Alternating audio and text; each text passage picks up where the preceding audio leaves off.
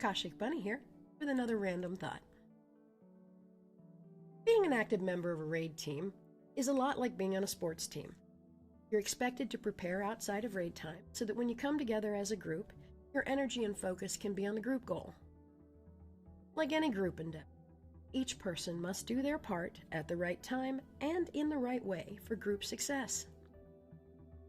Every time there's a wipe, team leadership looks at possible causes. The goal is not to blame or shame anyone, it's to accurately identify, in as much detail as possible, what went wrong and what can be done to keep it from happening again. If you're doing the same fight 10 times and failing, that means you've missed something important. The actual issue has not yet been identified, and the general problem behavior of failure to follow mechanics needs to be investigated in more detail. Why was there a failure to follow mechanics?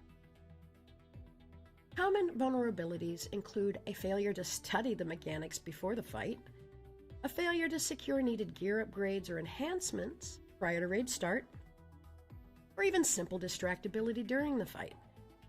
Did the cat jump on your keyboard? Are the kids tugging on your sleeve? Did you have one too many beers before start? Once the issue has been identified, a plan to implement changes can be made. In a raid, common effective responses can include a verbal review of mechanics, taking a break to watch a video of the encounter that includes pointers, revising the tactics used, or assigning people to focus on specific tasks.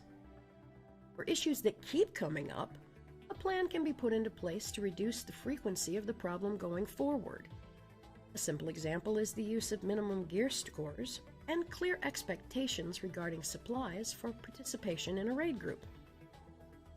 In real life, the ability to analyze this way is needed all of the time.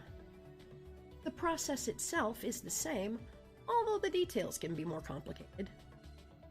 Start with identifying the problem behavior.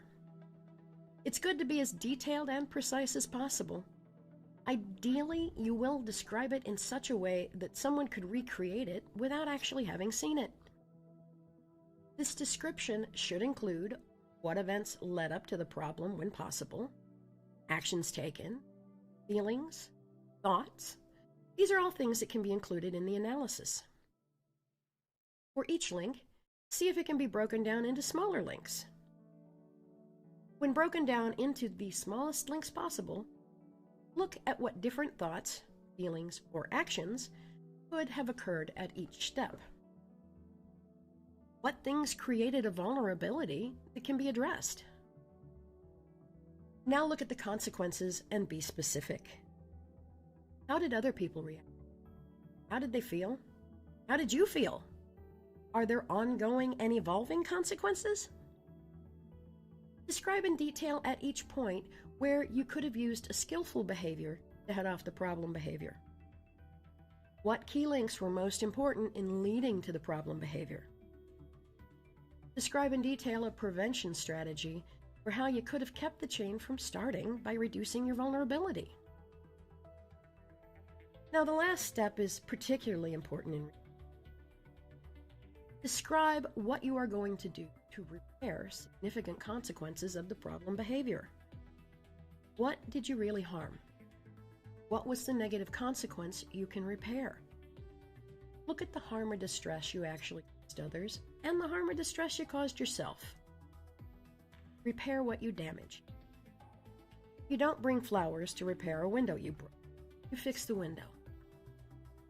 Repair a betrayal of trust by being trustworthy, rather than by trying to fix it with love letters and constant apologies.